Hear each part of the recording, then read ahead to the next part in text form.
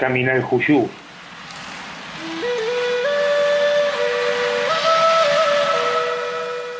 Caminaljuyu, o Monte de los Muertos, fue un centro ceremonial maya que tuvo la ocupación más larga que cualquier sitio arqueológico en América, entre el 1500 a.C.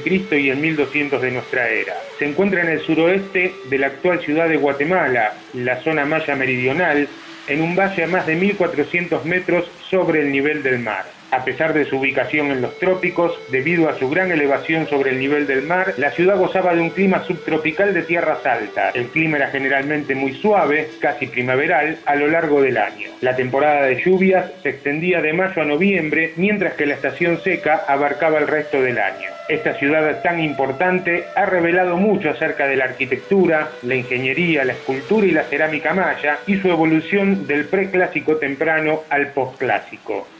La estela 10 de la fase verbena del preclásico, entre el 400 y el 200 a.C., tiene el texto más temprano en cholán, o maya clásico, del mundo maya, lo que sugiere que este idioma se originó en esta zona de Guatemala. Este sitio fue el mayor productor de obsidiana desde las canteras cercanas, de las cuales el Chayal, al oeste, es la mayor. También controló durante siglos el comercio entre la costa sur y el altiplano, con el Petén. Principalmente se comerciaba sal, algodón, cacao, cerámica y jade. La ciudad tuvo un extraordinario planeamiento geográfico y estratégico, el cual facilitaba el comercio con otras ciudades mayas de la época. Fue la mayor ciudad maya en el altiplano guatemalteco y la población era alrededor de 50.000 habitantes. El sitio tiene más de 100 montículos y plataformas, la mayoría del preclásico. Solo una parte de su acrópolis principal se conserva en la actualidad. Los monumentos esculpidos también son abundantes y muy tempranos. Contaba con un área de 6 kilómetros cuadrados y servía de paso para los que iban y venían del norte, Tikal y Copán, hacia las tierras bajas del Pacífico. La fuente principal de trueque e intercambio comercial de más valor era el jade. También se intercambiaban utensilios, herramientas hechas de obsidiana, piedras para moler maíz, el cacao, la sal, las conchas, caracoles y la concha nácar. Hubo mucho auge en la artesanía, fabricaban objetos como vasijas, joyas y desarrollaron esculturas que tenían motivos antropomorfos y zoomorfos. Caminaljuyu fue la ciudad más exitosa y próspera del valle central del altiplano, al construirse en un lugar con abundante agua y tierra fértil. Estos recursos fueron aprovechados desde su fundación, que se remonta al año 1200 a.C. aproximadamente.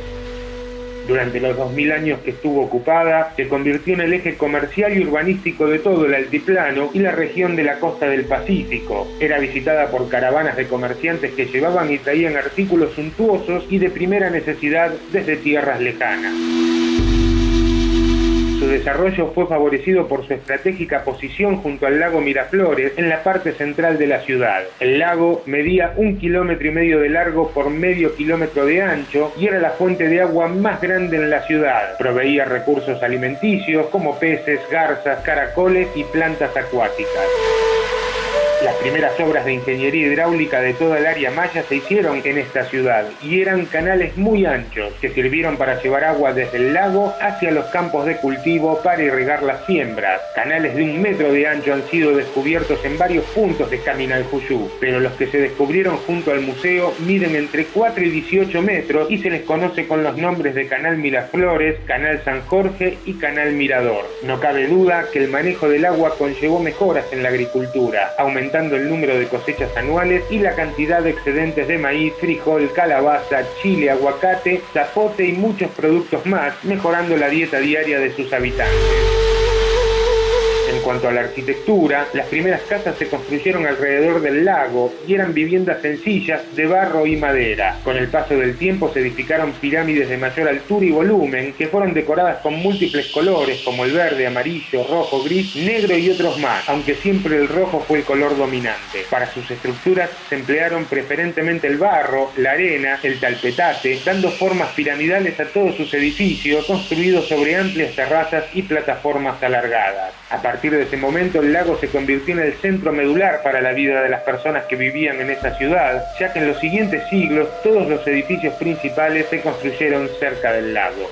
Las grandes obras de arquitectura de tipo piramidal, que incluyen templos, se iniciaron a partir del año 700 a.C., cuando se edificaron amplias plazas rodeadas por edificios religiosos, administrativos y viviendas. El juego de pelota fue muy practicado y prueba de ello es que se han reportado 14 canchas en Caminalcuyú, luciendo 3 diseños arquitectónicos diferentes. Todos cambian de tamaño, aunque el más grande se conserva aún y se le llama La Palangana porque es un terreno hundido, dejando espacio en las partes altas de los edificios para que el público se sentara a observar la contienda. Escultura. Los monumentos esculpidos se remontan a fechas tan antiguas como el 700 a.C., año en que se hizo la Estela 9, que muestra un personaje hablando o cantando con la vista orientada hacia el cielo. La mayor parte de estelas y altares fueron hechas en piedra de basalto y llevan imágenes de sus gobernantes y las fechas de cuando se esculpieron. En los otros pueblos del Valle de Guatemala, cercanos a Caminalcuyú, también se colocaron estelas y altares en el centro de las plazas y frente a los edificios principales.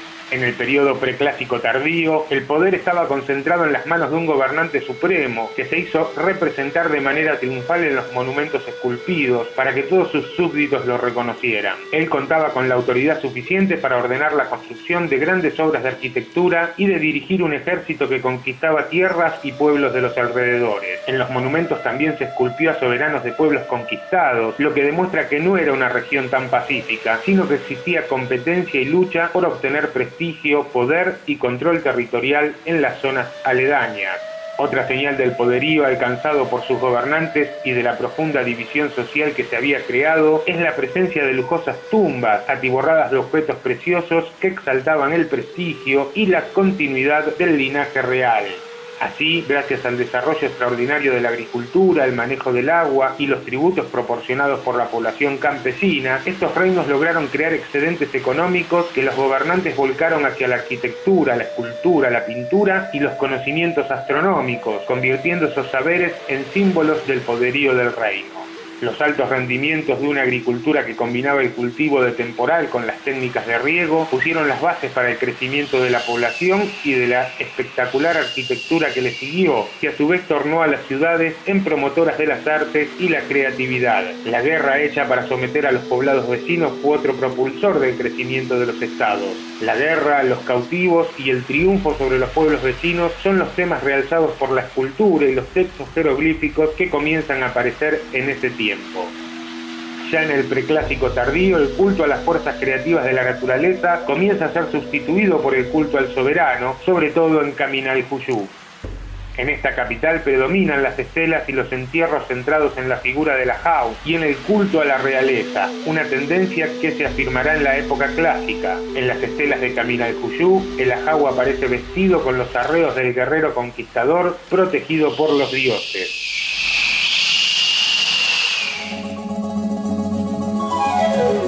Pucará.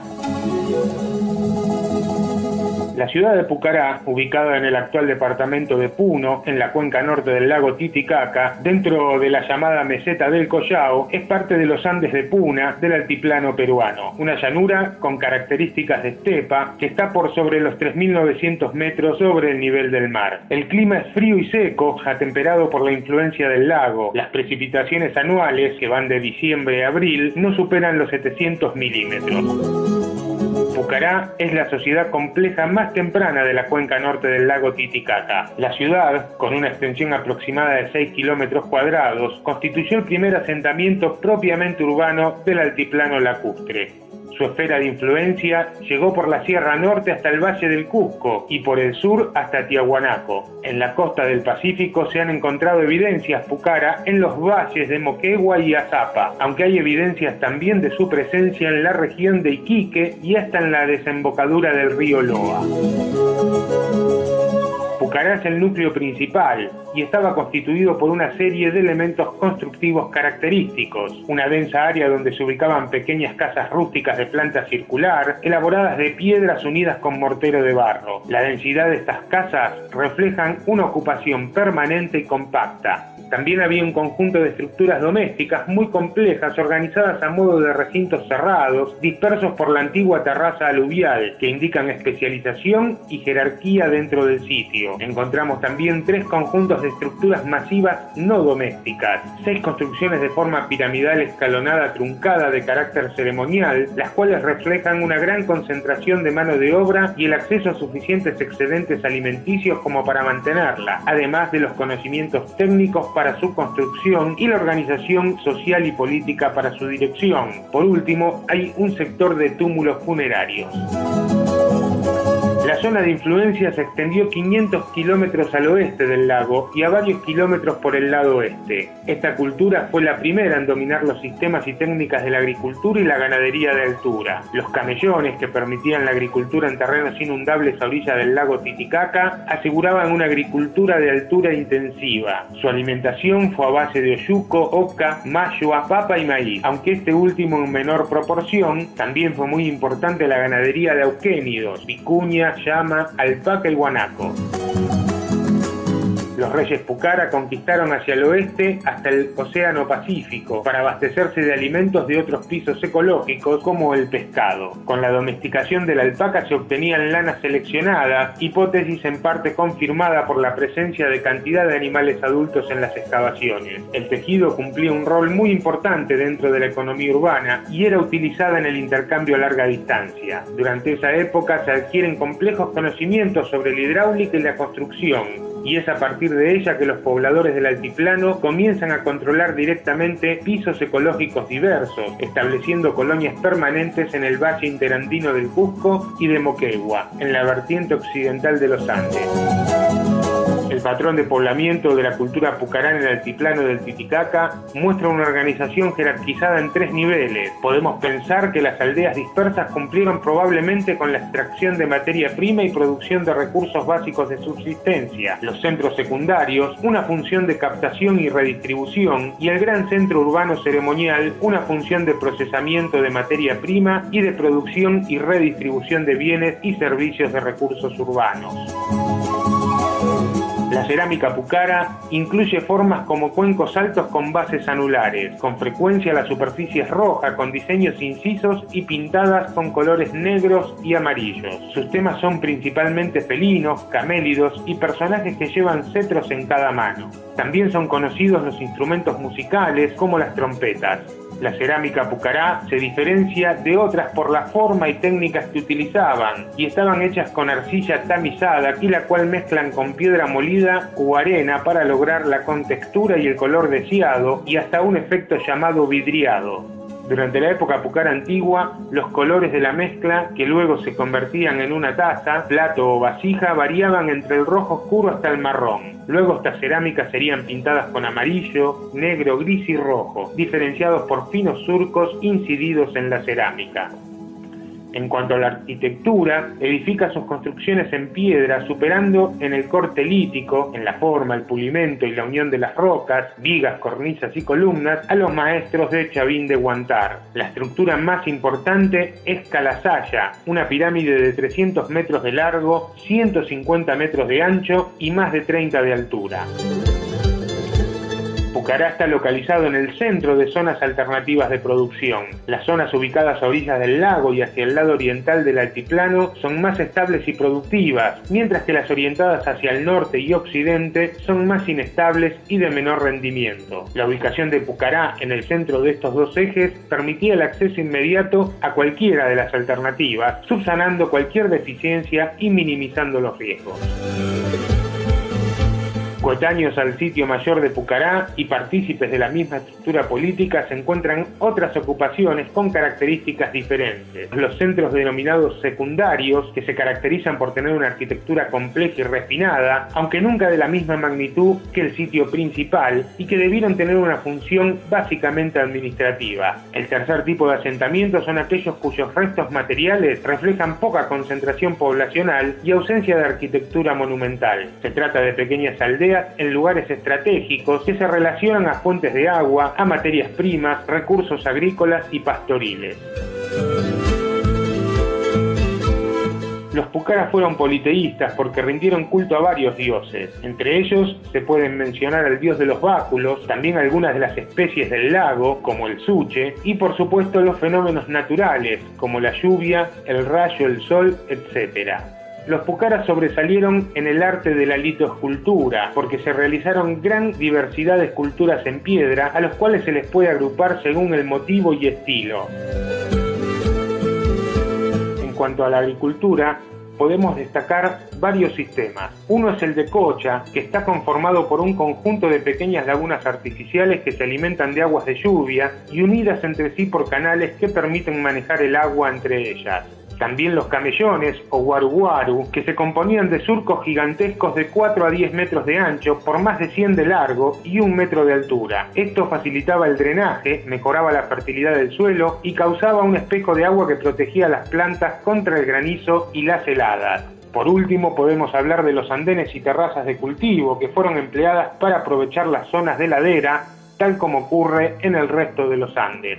Mandrini asegura que el crecimiento de las redes de intercambio, en la cual las recuas de llama jugaron un papel fundamental, generó una intensa dinámica cultural, pues junto a productos y objetos circulaban ideas, técnicas, creencias y prácticas sociales. Ya a comienzos de nuestra era aparecen en algunas de las comunidades indicios de una creciente complejidad y desigualdad social, diferencias en viviendas y ajuares funerarios, mayor producción de bienes de valor simbólico, construcción de estructuras dedicadas a actividades públicas ceremoniales, indicios de sacrificios humanos, culto de cabezas trofeo y el uso ritual de alucinógenos.